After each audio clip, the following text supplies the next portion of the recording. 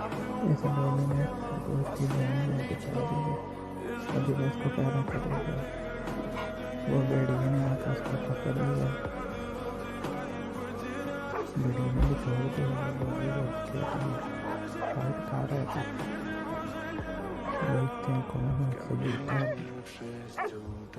लोगों ने उसको फेंक दिया। वो थोड़ा ही टाइम में वो